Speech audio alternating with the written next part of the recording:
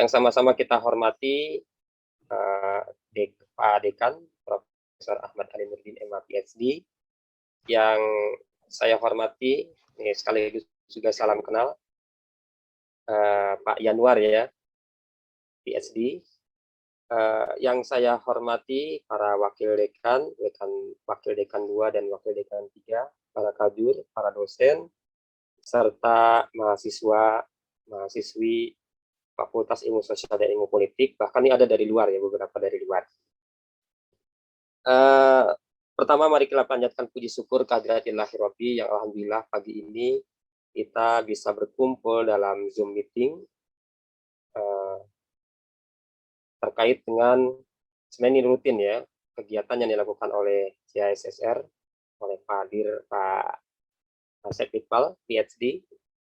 Keduanya, salawat dan salam mudah-mudahan Allah limpahkan kepada junjungan kita Nabi Allah Muhammad SAW. Bapak Ibu serta para mahasiswa dan para peserta Zoom meeting kita, pagi ini kita menghadirkan seorang narasumber yang saya kira cukup cakap. Kalau saya lihat dari CV-nya itu sangat lengkap sekali. Nah, pembicaraan tentang pendekatan multidisipliner atau antardisipliner merupakan pembicaraan yang sangat relevan untuk kegiatan kita kali ini. Kenapa? Karena secara akademik, revolusi 4.0, terutama dalam menghadapi society 5.0 ini, itu membutuhkan sebuah persyaratan agar adanya kontribusi yang positif dari perguruan tinggi, bahkan dari akademisi, dalam menghadapi era disruption. Tentu saja ketika menghadapi persoalan yang multidimensional tersebut, maka membutuhkan kehadiran dari kaum akademis yang membawa pikiran-pikiran positif, yang membawa pikiran-pikiran cemerlang, yang membawa pikiran-pikiran kreatif, yang membawa pikiran-pikiran inovatif. Tentu saja itu tidak bisa diselesaikan dari salah satu disiplin ilmu tertentu. Dan karenanya tidak pula eksklusif dalam menghadapi fenomena yang multidisipliner tadi. Jadi masalahnya multidisiplin, maka juga tidak bisa diselesaikan dengan monodisiplin. Tentu saja harus multi, bahkan juga jadi inter, antar, dan seterusnya lah. Banyak istilah yang kemudian bisa menyebutkan hal tersebut. Kehadiran minimal 2 disiplin ilmu untuk menghadapi multidisiplin persoalan menjadi penting. Karena dalam era disruption tersebut, nanti akan dihadapi sebuah fenomena, sebuah persoalan yang sangat kompleks, jauh lebih kompleks dibandingkan dengan pada zaman dulu. Ketika Comte hadir, ketika Marx hadir, ketika Weber hadir, dan ketika beberapa ilmuwan-ilmuwan itu hadir di abad 20 dan abad 19, abad 18, dan abad 21. Kita sekarang menghadapi abad 21 yang tentu saja kompleksitas persoalannya jauh lebih kompleks dibandingkan dengan masa-masa lalu. Karena itu secara akademik tentu saja flexibility, kemudian juga responsibility, dan juga interaksi yang lebih mendalam dengan disiplin-disiplin ilmu lain yang menjadi penting. Kali ini akan dibahas persoalan multidisipliner, bagaimana pendekatan itu bisa diterapkan untuk bisa mengisi, untuk bisa berkontribusi dalam pengembangan keilmuan kita. Sehingga ilmu kita tidak bersifat eksklusif, tapi juga inklusif. Terbuka, melakukan interaksi dengan berbagai disiplin ilmu. Sekarang tidak lagi dituntut antara, misalkan sosiologi ansih, tetapi sosiologi harus dikaitkan dengan IT, sehingga menghasilkan paten, sehingga menghasilkan HKI, sehingga menghasilkan hak-hak yang kemudian diakui baik secara nasional maupun internasional. Sangat tepat jika pada pagi ini menghadirkan Pak Yanwar pribadi. Sebelum beliau menyampaikan, saya ingin membacakan dulu kurikulum vitae beliau, kurikulum vitae dari narasumber kita pagi ini. Beliau adalah Pak Yanwar pribadi, afiliasinya itu dari Omar Institute Banten. Beliau itu dosen ya. Kemudian pendidikannya, beliau S1 di Universitas Pajajaran, mengambil jurusan sejarah, S2 dan S3-nya di Leiden University, Netherlands, dengan mengambil pada S2 Islamic Studies dan pada S3 itu di Humanities. Ada banyak publikasi yang beliau tuangkan nih dalam kurikulum vitae. Tadi sudah disampaikan juga oleh Pak Dekan, juga kita bisa lihatlah beberapa tulisan-tulisannya ini baik di level nasional maupun internasional juga sangat baik, sangat banyak sekali. Mungkin Bapak Ibu nanti bisa lihat di Google ya, kurikulum vitae. Karena ketika kita lihat di Google juga ternyata sudah banyak sekali sederetan publikasi, sederetan informasi terkait dengan narasumber kita itu sudah cukup banyak. Karena itu Bapak Ibu, sangat tepat bila pagi ini Pak Yanuar menyampaikan terkait dengan bagaimana pendekatan antardisiplin itu diterapkan sehingga bisa berkontribusi bagi pengembangan ilmu di Fakultas Ilmu Sosial dan Ilmu Politik ini. Aturan dalam diskusi ini kita hanya dibatasi sampai jam 10 ya, karena sebetulnya kegiatan seperti ini, kegiatan kuliah ini paling ya 2 SKS. 2 SKS itu paling tidak sekitar 50 menit ya, kalau satu SKS-nya kali 2 gitu ya, sekitar 100 menit. Baik Bapak Ibu, untuk bisa mempercepat narasumber bisa menyampaikan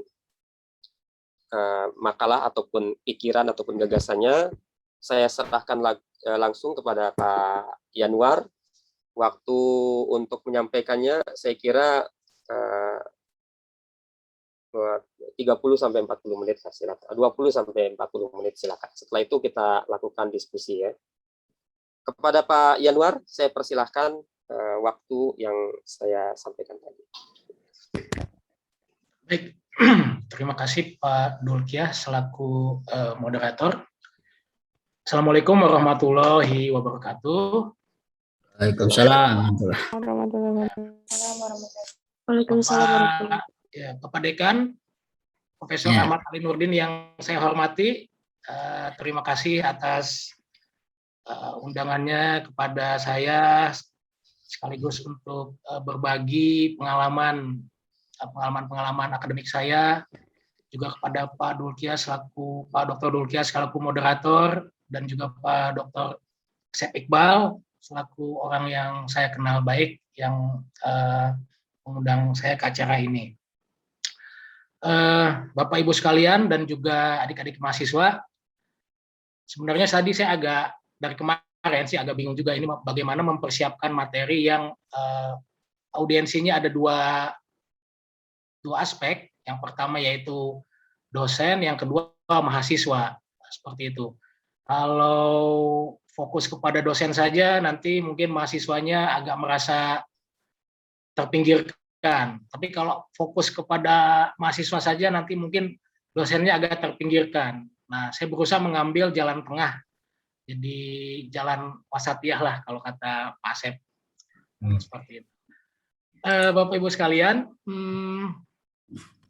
materi yang akan saya sampaikan memang sebenarnya bukan hal yang baru-baru sekali gitu. Makanya saya agak terkejut juga waktu judul acaranya jadi urgensi, seolah-olah bahwa ini adalah suatu hal yang memang sangat mendesak untuk dilaksanakan. Tadi Pak Dekan itu sudah bicara mengenai pendahuluan dari aspek-aspek antardisiplin di dalam ilmu sosial yang memang bukan hal yang baru. Nah, seperti itu. Nah, saya lebih ingin menceritakan bagaimana hal tersebut mungkin, walaupun bukan hal yang baru di dunia internasional, tapi relatif masih kurang begitu diperhatikan di perguruan tinggi di Indonesia, terutama di PTKI, Perguruan Tinggi Keagamaan Islam. Nah, ada beberapa slide yang ingin saya sampaikan, tidak banyak memang. Nanti lebih banyak akan ada proses dialognya. Tapi saya kira ini perlu juga disampaikan sebagai salah satu jalan untuk kita supaya bisa fokus di dalam diskusi ini. Kurang lebih kalau saya berikan di judul itu kan penelitian ilmu sosial. di PTKI, pengalaman antar disiplin.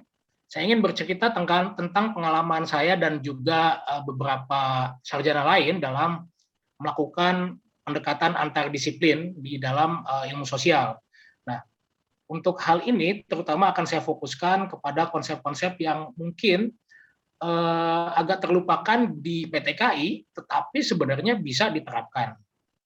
Nah, Bapak, Ibu, dan adik-adik mahasiswa, kita melihat bahwa banyak permasalahan dari penelitian ilmu sosial di PTKI itu sebenarnya hampir identik dengan permasalahan-permasalahan penelitian di perguruan tinggi lain yang ada di Indonesia, bahwa banyak dari kita itu mampu untuk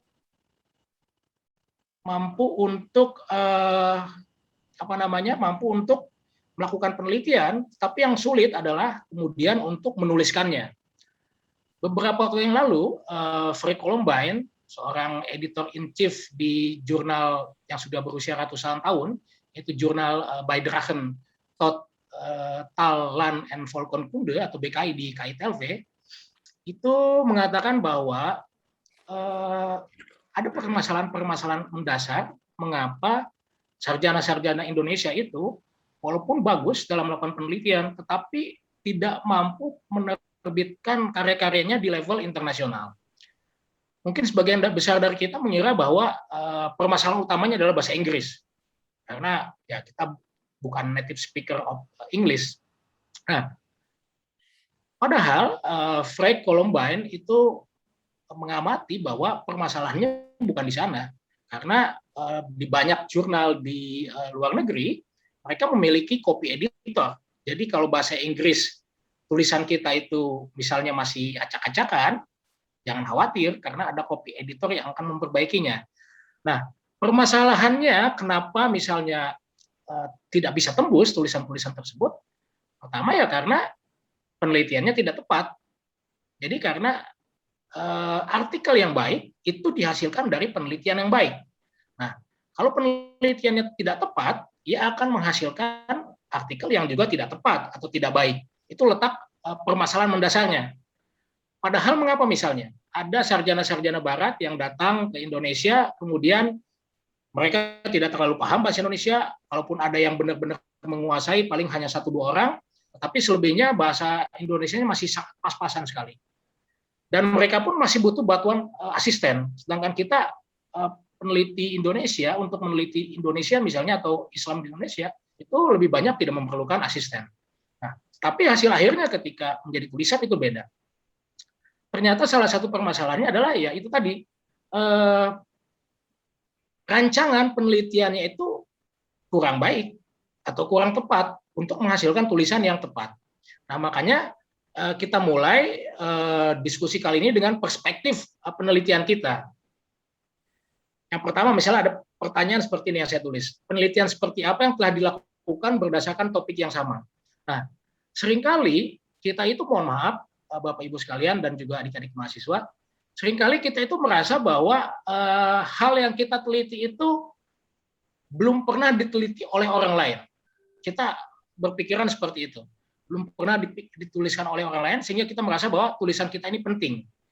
Nah, sebenarnya kalau kita mau mencari tahu di era abad ke-21 ini, hampir setiap tema itu sudah pernah dilakukan oleh orang lain. Bahkan mungkin sudah ada yang melakukan itu ribuan kali. Misalnya apalagi di bidang ilmu politik, tentang politik partai, tentang politik identitas, atau sosiologi, tentang sosiologi kemiskinan, sosiologi bencana, itu sudah ratusan, bahkan mungkin ribuan kali. Nah, kita itu sering terjebak dengan pemikiran bahwa seolah-olah hanya kita yang telah menuliskan hal tersebut, sehingga kita lupa untuk mengaitkannya dengan penelitian orang lain. Nah, kenapa kita dituntut untuk mengaitkan penelitian kita dengan penelitian orang lain? Karena di sanalah letak arti dari novelty dan contribution, kebaruan dan kontribusi dari penelitian kita terhadap diskusi akademik tema yang sejenis.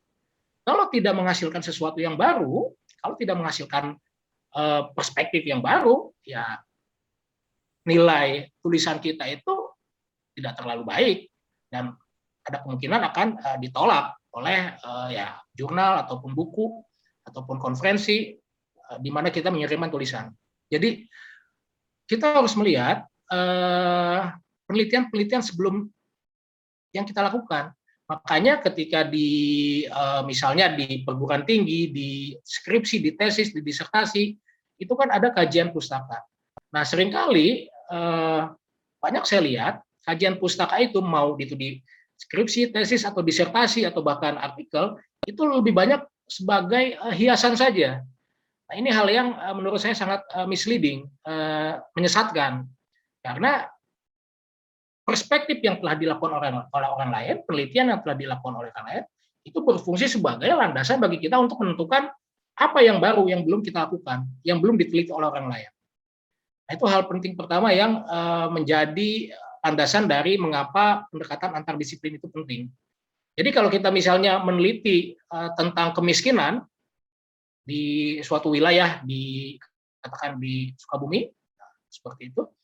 Nah, kita harus melihat bahwa kalau misal kita ingin mengirimkan ke jurnal sosiologi, tidak lantas berarti harus melihat hanya kepada karya-karya sosiologi saja yang telah dilakukan. Tapi bisa saja kemiskinan itu pun terkait dengan hal politik. Misalnya, ya politik kemiskinan. Loh, kenapa ada politik kemiskinan? Ternyata ada kajian-kajian yang telah dilakukan bahwa kemiskinan maupun bencana itu pun telah menjadi semacam suatu bentuk politik. Bagaimana suatu daerah misalnya tetap diharapkan untuk tidak kaya atau tetap miskin, karena nanti akan selalu dapat bantuan. Nah, ini artinya ada sesuatu yang di-engineer, sesuatu yang direkayasa untuk tetap dalam keadaan status quo. Nah, itulah mengapa kemudian ketika kita berbicara tentang pendekatan antardisiplin, kita perlu melihat beragam kajian, tidak hanya dari sudut pandang ilmu kita saja. Lagi misalnya di UIN Bandung itu kan ada tadi disebutkan oleh Pak Dekan ada 3 jurusan, ada sosiologi, ada administrasi publik, dan ilmu politik. Saya kira itu ketiganya hampir berdekatan. Nanti akan saya jelaskan juga pengalaman saya terkait hal tersebut. Nah, kemudian yang kedua, pertanyaan yang juga sangat penting adalah bagaimana kaitan penelitian kita dengan penelitian orang lain. Nah, tadi sudah saya bahas sedikit bahwa hal itu terkait dengan kontribusi dan novelty atau kebaruan. Jadi itu sangat penting sekali.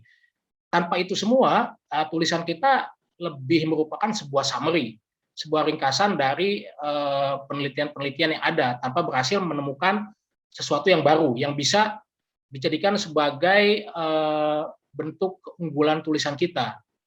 Seperti itu. Nah, yang terakhir, ini kaitannya dengan pendekatan antardisiplin, perspektif seperti apa yang kita tawarkan atau kontribusi apa yang akan kita berikan. Nah, kita bisa saja melihat bahwa tema penelitian kita itu sebenarnya tidak baru. Kalau misalnya bercerita tentang kemiskinan, gitu kan. Tapi kita bisa melihat bahwa ada perspektif baru yang mungkin kita tawarkan. Misalnya dari segi pendekatan, ada beragam pendekatan baru sekarang di dalam ilmu sosial.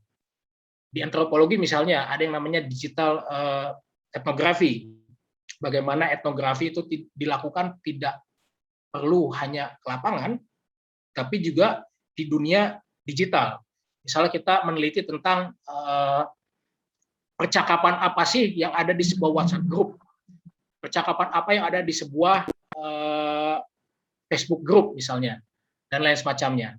Nah, itu kita melakukan yang namanya digital etnografi. Itu satu contoh sebuah perspektif. Atau misal kontribusi. Nah, kontribusi kita bisa melihat bahwa dilihat dari sudut pandang yang berbeda.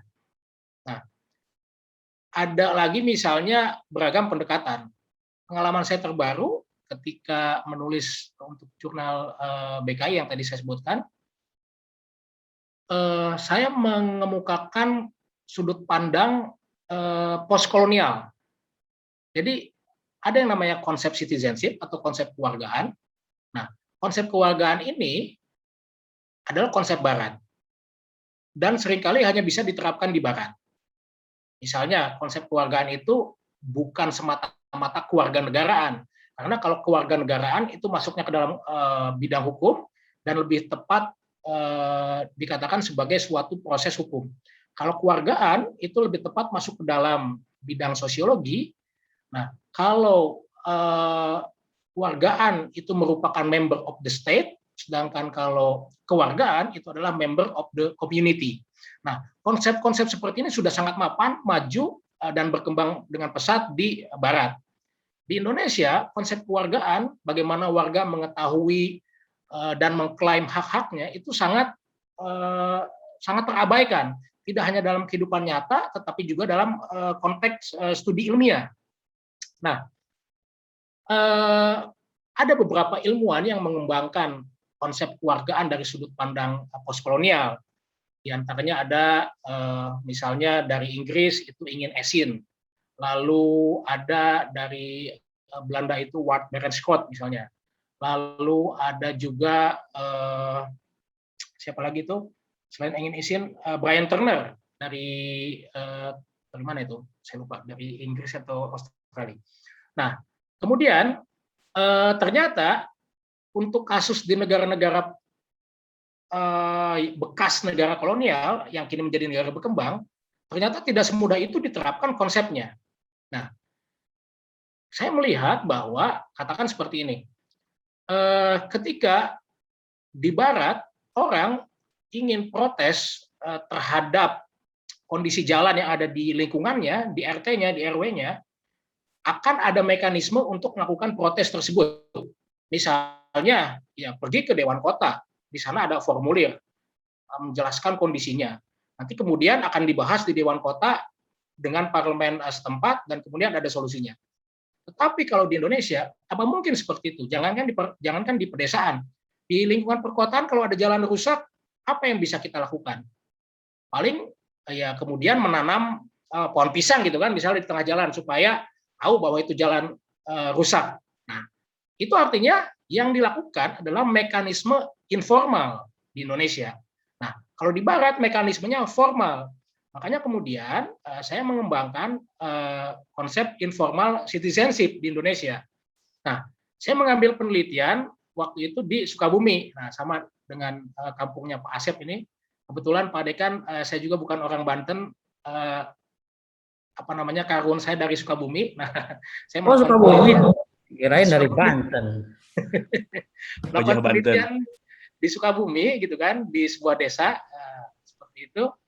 Saya melihat bahwa ada mekanisme informal tetapi sangat efektif untuk bisa membuat pihak otoritas itu memperhatikan permintaan warga. Saya ambil contoh misalnya, ya ini percakapan dalam bahasa Sunda tapi saya bahasa Indonesia saja.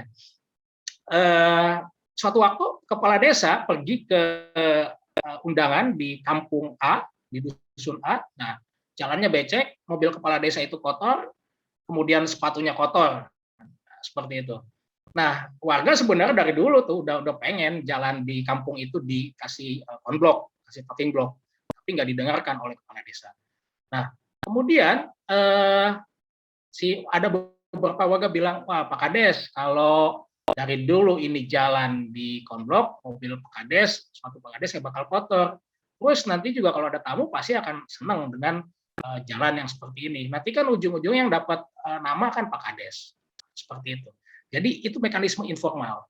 Nah, setelah beberapa kali ada kejadian mekanisme informal seperti itu, kemudian ya jalan di kampung tersebut dikonblok. Nah, itu satu contoh. Satu contoh yang lain ada misalnya pengajian desa. Pengajian desa itu biasanya diadakan di masjid yang terletak di dekat dengan kantor kepala desa. Tapi Pak Kadesnya ini punya kampung, tempat tinggalnya di kampung yang agak jauh. Nah, dia pengen diadakan pengajian utama desa di kampungnya, di dusunnya. Nah, warga protes karena itu terlalu jauh. Bagaimana caranya protes? Enggak kemudian melarang pengajian di kampungnya Pak Kades, tapi ya tetap saja dilaksanakan pengajian itu. Jadi dicuekin saja. Nah, itu pun mekanisme informal untuk memperoleh hak, mengetahui hak. Nah, kemudian akhirnya ya mengalah juga Pak Kades karena ternyata yang melaksanakan pengajian di kantor kepala desa itu didukung oleh kiai utama yang ada di sana. Artinya kiai itu memiliki pengikut yang lebih banyak dibandingkan dengan Pak Kades.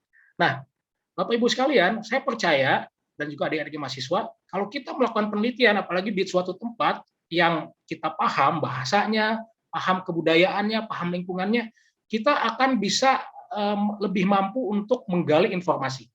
Tetapi permasalahannya adalah bagaimana kita menuliskannya.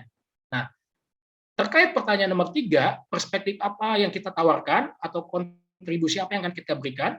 Nah, waktu itu saya diminta oleh editor in chief di jurnal di Belanda tersebut, ini datanya solid, gitu kan, kuat, tetapi apa perspektif yang Anda tawarkan? Nah, itu dibilang, kalau Anda bisa menemukan perspektif yang Anda tawarkan dan merupakan tawaran yang menarik, kami bisa menerbitkan artikel Anda. Kemudian saya berpikir, saya baca-baca lagi banyak buku terkait hal tersebut. Ternyata saya menemukan konsep itu tadi, informal citizenship, kewargaan informal. Bagaimana warga mengetahui, mengklaim hak-haknya dengan cara yang informal, yang berbeda dengan cara-cara yang ada di Barat. Nah, sebenarnya di Indonesia hal tersebut yang tadi saya jelaskan itu hal yang sangat-sangat tidak aneh, sangat-sangat lazim, sangat-sangat biasa. Warga itu seperti itulah kalau ada keinginan dengan kepala desa. Enggak aneh di Indonesia. Tapi yang masih baru adalah bagaimana kita menuliskannya. Nah, saya tawarkan perspektif post-colonial citizenship. Jadi informal citizenship itu sebagai inti konsepnya, tetapi perspektifnya post-colonial citizenship. Artinya saya menawarkan sesuatu yang berbeda dengan apa yang selama ini sarjana Barat menawarkan. Kalau mereka melihat citizenship itu sebagai sebuah bentuk politik formal, nah saya melihatnya itu sebagai sebuah bentuk politik informal. Dan alhamdulillah setelah terjadi diskusi dan saya memberikan perbandingan dengan konsep-konsep dari Barat yang berbeda dengan konsep postkolonial, akhirnya alhamdulillah artikel tersebut diterima. Nah, itu yang saya maksud salah satunya dengan pendekatan pendekatan belum perspektif yang kita tawarkan. Nah, ini penting karena nanti apa yang saya lakukan ternyata di dalam perspektif baru tersebut saya melibatkan beragam kajian. Pertama, kalau kita bicara tentang politik desa, kita tidak bisa melepaskan dari politik regional, politik daerah. Nah, artinya saya menawarkan apa yang ada, kajian-kajian apa yang ada tentang politik lokal di Indonesia. Mulai bicara dari bukunya Greg Philly dan Edward Aspinall di tahun 2003, lalu buku-bukunya Dirk Tomsa, buku-bukunya Markus Mitzner, lalu buku-bukunya Fedi Hadis, nah seperti itu. Itu dari konsep politik regionalnya. Tapi kemudian citizenship itu tidak semata tentang politik, tapi juga tentang sosiologi. Nah, saya merujuk pada karya-karya misalnya Brian Turner, merujuk kepada karya-karya Engin Isin, seperti itu yang punya konsep citizenship dari sudut pandang sosiologi. Nah, itu saya kombinasikan. Nah, terkait pendidikan dasar saya sebagai seorang sejarawan, saya mengaitkannya dengan kondisi khas Jawa Barat yang mungkin berbeda dengan beberapa daerah lain di Indonesia. Saya lihat dari sudut pandang sejarah. Contohnya apa misalnya? Bahwa ternyata Jawa Barat itu identik sekali dengan Islam. Konsep seperti Sunda teh Islam, Islam teh Sunda, itu sudah lama ada. Nah, oleh karena itu kemudian saya juga melihat sejarah Jawa Barat di masa lalu. Saya melihat bahwa ada beberapa kondisi yang membuat Jawa Barat itu memiliki kecenderungan sejarah yang agak unik gitu kan dibandingkan dengan daerah lain, misalnya dibandingkan dengan Jawa Tengah atau Yogyakarta atau Jawa Timur. Misalnya bahwa Jawa Barat pernah menjadi basis DITII, sehingga kemudian dalam beberapa kesempatan basis DITII itu menelurkan kondisi Islam yang katakan cukup konservatif lah untuk kondisi Jawa Barat saat ini. Dan itu kemudian saya merujuk kepada karya-karya misalnya Kees van Dijk atau Kira Formici, atau juga ya kita tahu ilmuwan yang sangat dekat sekali dengan UIN Bandung yaitu Julian Milley. Nah, seperti itu.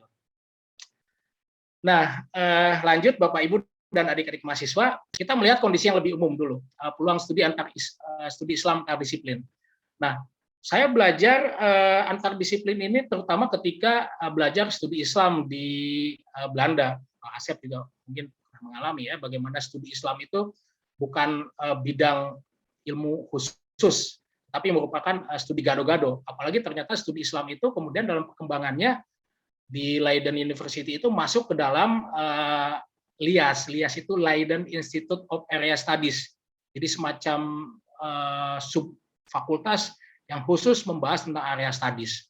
Nah, area studies itu sangat kaya sekali dengan berbagai pendekatan. Sehingga kalau ditanya misalnya bidang apa, ya bidang apa saja bisa masuk. Mau itu sosiologi, mau itu antropologi, mau itu politik, mau itu sejarah, atau linguistik, bisa masuk. Nah, itu sangat ditekankan sekali. Beberapa pelajaran yang saya peroleh misalnya tentang Indonesia, bahwa ada kekuatan Islam di negara-negara sekuler, di mana mereka menghasilkan tantangan, nah termasuk di Indonesia dan juga Jawa Barat. Nah, kita lihat tadi yang saya ceritakan tentang kondisi keislaman di Jawa Barat. Lalu ada banyak keragaman etnis dan kelas serta status sosial di Indonesia dan juga Barat dan juga Jawa Barat yang merupakan kunci sehingga bisa merupakan sebuah keunggulan untuk dijadikan sebagai bahan penelitian. Kemudian ada Islam, budaya, dan politik di Indonesia dan juga Jawa Barat yang hidup berdampingan, berkembang, berjalin, dan berjuang dalam hubungan yang sangat kompleks namun pragmatis tetapi juga saling menguntungkan. Nah, kemudian ada tumbuhnya ruang-ruang publik yang membuat Muslim bisa lebih bersuara saat ini pasca 1998 yang menghasilkan tantangan untuk otoritarianisme, lalu ada fragmentasi otoritas agama dan politik, dan semakin terbukanya diskusi tentang isu-isu yang berkaitan dengan kebaikan bersama dalam Islam, common good dalam Islam. Nah, ini juga suatu hal yang menurut saya masih relatif belum tersentuh. Common good in Islam itu misalnya ada karyanya siapa itu? Dale Eichelman yang berbicara bagaimana Muslim itu kemudian bisa menciptakan ruang-ruang publik sehingga kemudian menciptakan hal-hal kebaikan bersama bagi tidak hanya umat Muslim tapi juga negara secara keseluruhan dan warganya yang beragama lain. Nah, ini masih belum banyak dibahas. Contohnya adalah tentang filantropi dalam kebaikan bersama itu. Di Indonesia misalnya filantropi Islam itu belum banyak yang mengkaji. Di UIN Jakarta itu ada Profesor Uis Amalia, lalu di Universitas Muhammadiyah Yogyakarta ada Profesor Hilman Latif. Selebihnya belum terlalu banyak, nggak tahu. Tapi saya kira banyak hal bisa dikembangkan dalam konteks kebaikan bersama dalam Islam ini.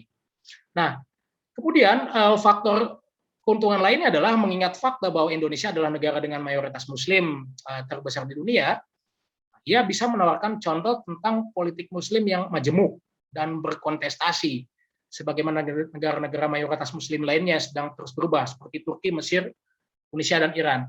Nah, dalam kasus yang lain, kalau saya tadi menceritakan tentang bagaimana membuat antardisiplin dalam kajian sosiologi dan politik serta sejarah dalam isu-isu kewargaan atau citizenship di Jawa Barat. Nah, di pengalaman saya yang lain, pengalaman baru-baru ini juga, tulisan saya terbit di jurnal Trans-Regional of Southeast Asian Studies di Cambridge. Itu saya bicara tentang sekolah Islam. Nah, sekolah Islam, orang lihat kalau bicara tentang sekolah Islam mungkin akan berpikir bahwa ini adalah kajiannya orang tarbiyah. Saya bilang bisa saja begitu. Tetapi saya bukan orang tarbiyah, saya bukan orang pendidikan. Nah, saya mengkaitkan antara sekolah Islam itu dengan politik identitas. Nah, penelitiannya saya lakukan di Banten, di Kota Serang. Nah, saya mengatakan bahwa walaupun itu penelitian hanya fokus di Banten, di Kota Serang lebih tepatnya, tetapi ia bisa diterapkan di beberapa daerah lain di Indonesia, mau di Jakarta, mau di Bandung, mau di Jogja, Surabaya, Jakarta, atau bahkan di negara seperti Turki, Mesir, Tunisia, dan Iran. Jadi sekolah Islam itu yang saya kaji hanya sebagai sebuah site saja, tempat, lokasi. yang kerangka besarnya adalah bagaimana politik identitas itu membuat Muslim yang menyekolahkan anaknya di sana, kemudian menampilkan identitas keislaman mereka yang beragam, yang di dalamnya ada aspek populisme, lalu ada aspek Islamisme juga, ada aspek fundamentalisme dan lain semacamnya.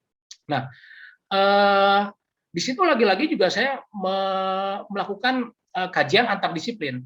Saya membahas pertama ya tentu saja literatur tentang pendidikan Islam dari para ahli pendidikan Islam. Ada misalnya yang saya rujuk dari Charlene Tan, seorang dosen di NUS. Lalu ada Azmil Tayyeb, mungkin Pak Dekan atau Pak Asep kenal, dari Malaysia yang mengkaji tentang pendidikan Islam juga. Lalu politik identitas, populisme misalnya saya ambil tulisan dari Fedi Hadis, lalu juga Islamisme dari Bassam Tibi, dari Giles Capel, dari Olivier Roy, dan lain semacamnya. Dan tentu saja kondisi Islam lokal di Kota Serang yang agak memiliki kemiripan dengan Jawa Barat, tetapi juga sangat berbeda. Kalau di Jawa Barat misalnya konservatisme itu dipengaruhi oleh sejarah DITI, kalau di Banten konservatisme itu sedikit banyak dipengaruhi oleh warisan dari Kesultanan Banten. Nah, walaupun di sisi yang lain ternyata aspek tradisionalisme Islam di Banten itu juga sangat kuat, mengingat pasca runtuhnya Kesultanan Banten itu bermunculan pesantren-pesantren tradisional yang dipengaruhi oleh pemikiran-pemikiran ala Timur Tengah sekaligus berinteraksi dengan aspek-aspek lokal, sehingga misalnya tidak aneh walaupun pesantren di Banten itu memiliki ragam pemikiran dari Syekh Nawawi, tapi juga kemudian seringkali dikaitkan dengan tradisi lokal seperti adanya ilmu kanuragan, debus, pencaksilat dan lain semacamnya. Nah, itu yang saya lakukan dalam pengalaman saya yang lain. Nah, yang juga luar biasa adalah keikutsertaan umat Muslim dalam kampanye demokrasi yang mendedikasikan diri mereka untuk merumuskan argumen untuk mendukung pluralisme, demokrasi, hak-hak perempuan, dan masyarakat sipil.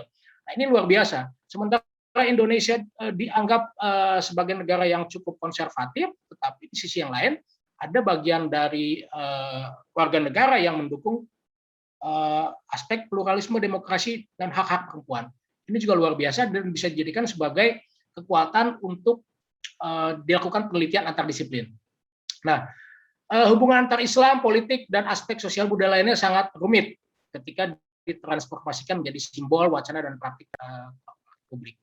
Nah, kemudian ada paradoks di Indonesia. Yang pertama, rendahnya kualitas demokrasi dalam aspek-aspek misalnya kurangnya civil society yang otonom, adanya banyak kekerasan etis dan agama, dan juga adanya populisme, klientelisme, dan korupsi. Tapi di sisi yang lain, saya berpendapat bahwa Indonesia berhasil menciptakan pemerintahan yang lebih baik di masa saat ini dalam mewujudkan setidaknya mantra membawa pemerintah lebih dekat kepada rakyat dalam arti politik pemilu dan desentralisasi dan dalam penguatan identitas lokal. Pemilu sejak 1999 semakin demokratis walaupun ya hasilnya tidak terlalu baik yang menjadi pemenang, tetapi prosesnya itu sudah lebih baik dibandingkan dengan Orde Baru. Lalu desentralisasi itu sudah banyak melahirkan daerah-daerah baru yang kini lebih sejahtera.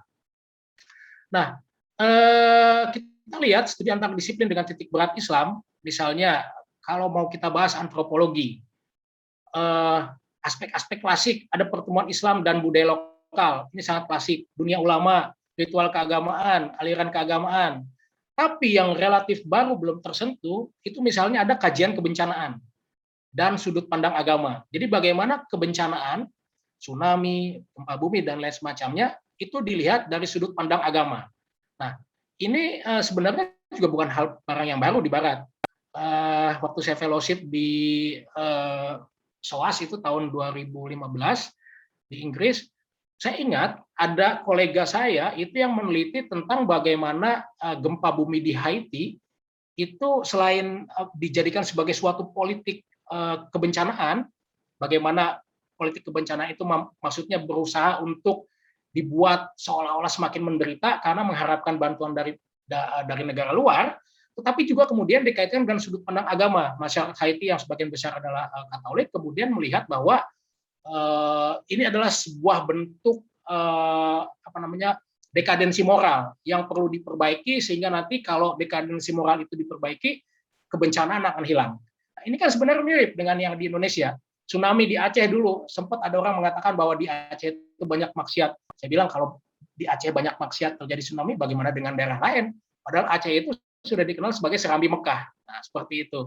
Atau misalnya COVID-19 sekarang, gitu kan. Pertama-tama dulu kita tahu misalnya bahwa COVID terjadi karena ulama dipersekusi dan lain semacamnya. Nah, itu bisa dikaitkan dalam sudut pandang ilmu intinya antropologi, tapi kemudian dirumuskan dengan titik-titik yang lain. Nah, di sosiologi yang klasik misalnya ada transformasi kelompok keagamaan, lalu interaksi Muslim dengan modernisasi. Nah, yang relatif baru yang tadi saya jelaskan dalam pengalaman saya adalah citizenship atau kewargaan dan Islam. Nah, Profesor Hilman Latif pernah menulis sedikit tentang Muslim citizenship, di mana filantropi itu merupakan bagian dari kewargaan Islam. Bagaimana warga berusaha mengadvokasi, membuat agensi dirinya untuk lebih berdaya dengan cara-cara self-help, menolong diri sendiri, karena negara tidak turun ke dalam bentuk-bentuk tersebut. Nah, politik misalnya yang populisme Islam, Islamisme itu kajian klasik, tetapi kalau politik lingkungan dan peran umat Islam ini masih sangat baru, relatif belum tersentuh. Bagaimana misalnya Islam melihat kerusakan lingkungan, Islam melihat penebangan hutan yang semakin menjadi-jadi, nah itu bisa dikaji di PTKI. Dan ini merupakan yang tadi saya sebutkan termasuk di sosiologi dan antropologi, merupakan sebuah keunggulan yang tidak dilakukan di perguruan tinggi umum, seperti UI, UGM, dan lain semacamnya yang agak abai dalam melihat kajian-kajian tersebut dan kaitannya dengan Islam. Nah, sejarah, ada gerakan mesianistis, haji pada masa kolonial yang sangat klasik, tapi yang bisa kita lihat, yang juga terlupakan adalah pan-islamisme dan romantisme kejayaan. Kita bicara tentang Islamisme di Indonesia, tapi kita lupa bahwa pan-islamisme itu sudah ada sejak akhir abad ke-19. Makanya Snuk Ronje gitu kan, seorang penasihat untuk masalah politik Islam di Indonesia, di Hindia Belanda maksudnya, itu didatangkan untuk menghambat pan-islamisme tersebut yang muncul di Timur Tengah pada abad ke-19. Lalu ekonomi, selain yang klasik, kita juga bisa melihat Islam dan studi kemiskinan. Kenapa misalnya mayoritas Muslim itu di Indonesia masih banyak di jurang kemiskinan? Dan hukum, terakhir misalnya hak-hak minoritas keagamaan. Nah, ini terakhir, saya ambil contoh karya-karya klasik. Ada karya Clifford Geertz, ada karya Taufik Abdullah, Kunto Wijoyo, Sartono, Lance Kettle, kemudian Taniali, James Scott, itu semua karya klasik antardisiplin yang bisa memadukan berbagai sudut pandang, baik itu politik, sosiologi, antropologi, komunikasi, dan lain semacamnya. Nah, untuk pengalaman saya sendiri, Islam State and Society in Indonesia Local Politics in Madura, itu jelas-jelas merupakan sebuah karya antardisiplin. Gabungan dari antropologi, ilmu politik, dan juga sejarah. Antropologi karena saya melakukan penelitian lapangan di sana selama beberapa bulan, lalu politik karena yang dikaji adalah politik lokal, dan sejarah karena saya membandingkan antara periode Orde Baru dan periode Reformasi. Nah, itu yang termasuk klasik. Nah, yang baru ini ada 5 di bawah. Misalnya ada Chris Chaplin, ini dosen di LSI, London School of Economic and Political Science. Ia menulis Salafism and State, Islamic Activism and National Identity in Contemporary Indonesia. Nah, ia berusaha melihat antara Islam and citizenship, Islam dan kewargaan. Selama ini orang melihat Salafisme itu sebagai sebuah bagian dari gerakan Islam transnasional, bahwa yang terjadi di Indonesia merupakan kepanjangan tangan dari yang terjadi di Arab Saudi dalam konsep Salafisme. Nah, ia meneliti tentang Wahdah Islamiyah, sebuah organisasi Salafi besar di Sulawesi, terutama di Sulawesi Selatan. Nah, ia menemukan fakta bahwa ternyata Wahdah Islamiyah itu tidak benar-benar menonjolkan aspek transnasionalismenya, melainkan aspek keindonesiaannya. Jadi ini loh yang ingin ditonjolkan Salafisme ala Indonesia, dan bagaimana Salafisme itu ternyata mampu juga berinteraksi dengan warga setempat, dengan pihak penguasa, sehingga akhirnya sekarang Wahdah Islamiyah itu menjadi organisasi massa Islam terbesar di Sulawesi Selatan, mengalahkan NU dan Muhammadiyah yang lebih dulu ada. Itu contoh dari Islam and Citizenship yang ditulis oleh Chris Chaplin. Nah, ada orang Indonesia yang menulisnya dalam konsep yang lain, yaitu Ibnu Fikri. Ini dosen di UIN Semarang. Ia menulis tentang Green Islam in Indonesia, Islam and Environmental Practice in Semarang. Ini juga sangat langka, dan ini bisa diterapkan di banyak PTKI, termasuk di UIN Bandung misalnya. Bagaimana Islam melihat lingkungan, bagaimana konsep-konsep Islam yang menghargai lingkungan itu diaplikasikan di Indonesia. Apakah memang yang diaplikasikan itu merupakan sebuah bentuk pengejauhantahan dari Al-Quran dan hadis, atau merupakan sebuah ciri khas umat Muslim di Indonesia? Nah, itu pertanyaan-pertanyaan penting yang diajukan di dalam karya Ibnu Fikri tersebut. Lalu ada Linda Ray Bennett yang menulis Women, Islam and Modernity, Single Women, Sexuality and Reproductive Health in Contemporary Indonesia. Nah, ini berbicara tentang Islam dan kesehatan. Nah, ini juga masih sangat jarang ditulis, Islam dan kesehatan. Bagaimana seksualitas, kesehatan dipandang di dalam Islam. Bagaimana misalnya kasus dukun beranak di dalam Islam, dan juga praktik-praktiknya di masyarakat Muslim. Nah, lalu ada Amelia Fauzia yang sudah saya jelaskan tadi di awal, yang menulis tentang Faith and the State, A History of Islamic Philanthropy in Indonesia, yang terkait Islam dan filantropi. Terakhir ada Rizal Sukma, Islam in Indonesian Foreign Policy, Domestic Weakness and the Dilemma of Dual Identity. Bagaimana Islam itu terkait dengan hubungan internasional. Nah, terkait masalah yang studi saya, tadi ada pertanyaan menggelitik dari Pak Dekan, kenapa itu misalnya meneliti tentang Madura.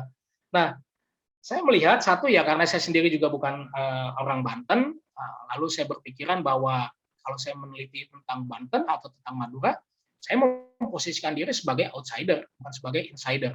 Nah, ada kemiripan antara Banten dengan Madura dalam hal konservatisme keislamannya, tapi di sisi lain juga sangat kuat dengan bentuk-bentuk tradisionalisme keislamannya. Nah, yang menarik, kalau di Banten itu ada ulama dan jawara yang sangat berpengaruh, serta jaro itu kepala desa dalam politik lokal, di Madura itu ada padanan yang serupa. Sama-sama ada kiai, lalu untuk jawara di Banten, di Madura itu namanya blater, sama-sama jagoan lah. Lalu kalau di Banten itu untuk kepala desa disebutnya jaro, di Madura itu disebutnya klebun. Nah, jadi ada 3 aktor penting di dalam elit politik lokal di Madura dan juga di Banten. Pada mulanya saya ingin membandingkan keduanya, tapi itu terlalu berat. Kemudian saya pilih hanya yang Madura saja.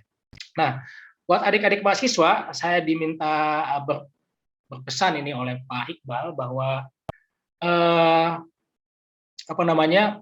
hal-hal yang seperti ini sebenarnya bukan sesuatu yang mengawang-awang. Hal yang seperti ini sebenarnya adalah sesuatu yang biasa, yang sangat normal di dalam proses pembentukan mahasiswa menjadi seorang ilmuwan. Misalnya tadi dikatakan bahwa saya tidak mampu berbahasa Inggris gitu kan dengan baik. Saya bisa menjelaskan bahwa waktu di Unpad pun saya bukan mahasiswa yang bisa bahasa Inggris dengan baik. Bahwa misalnya saya itu baru ikut tes TOEFL itu waktu mau melamar beasiswa ke Belanda. Jadi itu sesudah lulus kuliah. Nah, sama seperti adik-adik mahasiswa semua, saya juga dari awal. Tapi memang ada bedanya mungkin. Saya itu gemar membaca tulisan bahasa Inggris itu sejak SMA. Waktu itu jelas waktu SMA bukan bukan bukan buku ilmiah yang saya baca. Saya itu hobi musik dan hobi sepak bola. Jadi kebetulan ada teman saya waktu sekolah, oh ya Pak Dekan, walaupun saya orang Harun, saya orang Sukabumi, tapi saya orang Bekasi lah, karena dari umur 2 tahun saya ada di Bekasi, seperti itu. Nah, di Bekasi kebetulan saya punya teman yang ya cukup kaya sehingga bisa beli majalah-majalah sepak bola dan majalah bahasa musik dalam bahasa Inggris. Saya baca itu dari SMA, walaupun nggak ngerti tapi saya baca. Ternyata hasilnya berguna. Nah, seperti itu karena apa? Saya terbiasa dengan bacaan bahasa Inggris. Kalau tidak mulai dibiasakan dari sekarang berbahasa Inggris ya sulit juga, karena itu dimulai dari diri sendiri.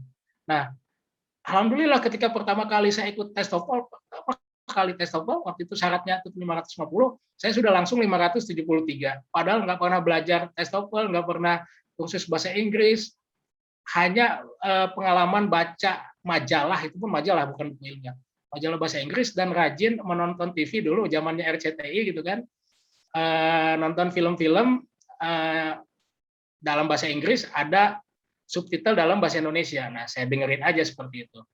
Nah, itu bisa kemudian memotivasi kita untuk studi lebih jauh. Nah, di Belanda juga sama, adik-adik mahasiswa. Saya ini kan lulusan sejarah Unpad. Saya masuk kemudian ke studi Islam di Leiden. Asep tahulah seperti apa studi Islam di Leiden. Nah, jangankan untuk misalnya belajar studi Islam yang lebih serius. Waktu itu di mata kuliah awal itu kita bicara tentang fatwa. Ternyata saya satu-satunya mahasiswa yang bukan dari studi Islam, dari ilmu sejarah, ilmu umum. Nah, jangankan untuk bicara tentang yang lebih jauh, fatwa aja dulu saya nggak paham apa itu fatwa. Jadi jangankan bagaimana proses keluarnya fatwa dan reasoning fatwa aja saya nggak tahu, saya bertanya-tanya. Nah, oleh dosen saya dibilang, jangan khawatir, kamu pasti bisa. Nih saya kasih buku, Introduction to Islam, perkenalan kepada Islam. Nah, jadi saya belajar studi Islam itu pertama kali di Belanda, Introduction to Islam. Saya disuruh baca buku itu sampai tamat. Nah, asal mulanya saya yang merasa minder gitu kan, teman-teman saya studi Islam, baik itu yang dari Indonesia maupun yang dari Jerman, yang dari Kanada, dari Belanda, dari Inggris. Asal saya minder, nggak paham sedikit pun. Alhamdulillah ternyata waktu itu saya jadi lulusan terbaik nomor 2. Nah, walaupun terbaik lulusan nomor 2, tapi satu-satunya orang yang ditawari untuk studi lanjut ke S3 waktu itu saya doang. Tepuk tangan dulu dong, tepuk tangan dulu. Jadi waktu itu langsung habis S2 tanpa jeda itu saya langsung S3. Jadi permintaan langsung dari pihak Leidennya. Nah, studi S3 itu kemudian yang menghasilkan buku yang terbit di Routledge tersebut, Islam State and Society. Jadi artinya buat adik-adik mahasiswa, semua itu masih ada peluang untuk adik-adik mahasiswa semua untuk bisa memperoleh pendidikan yang lebih tinggi. Jangan khawatir, jangan malu dengan bahasa Inggris. Bahasa Inggris itu cuma salah satu cara saja. Karena yang paling penting bukan bahasa Inggrisnya, bagaimana proses kita berpikir dan bagaimana kemauan tersebut ada di dalam diri kita yang sangat kuat. Nah, saya pikir Asep Iqbal, Profesor Ali Nurdin itu juga salah 2 contoh yang saya kenal. Mungkin dosen-dosen yang lain di visi pandemi seperti itu juga, tapi yang saya kenal secara personal 2 orang tersebut artinya bisa dijadikan sebagai contoh. Nah, mungkin contoh yang lain ya yang tadi diceritakan ya pengalaman saya seperti itu. Dan itu semua bisa dilakukan intinya. Jadi buat adik-adik mahasiswa tetap semangat, kalian sudah ada di jalan yang benar dengan kuliah di FISIP UIN Bandung, dengan dekan dan juga jajarannya, para wadek dan dosen-dosen yang menurut saya berkualitas. Tinggal meluruskan niat, mau diterapkan menjadi apa untuk kemudian hari sesudah lulus. Saya kira seperti itu materinya. Mohon maaf kalau ada hal-hal yang mungkin menyinggung perasaan ataupun tidak tepat disampaikan, dan juga mudah-mudahan hal ini juga bisa menjadi motivasi kepada adik-adik mahasiswa. Terima kasih. Wassalamualaikum warahmatullahi wabarakatuh.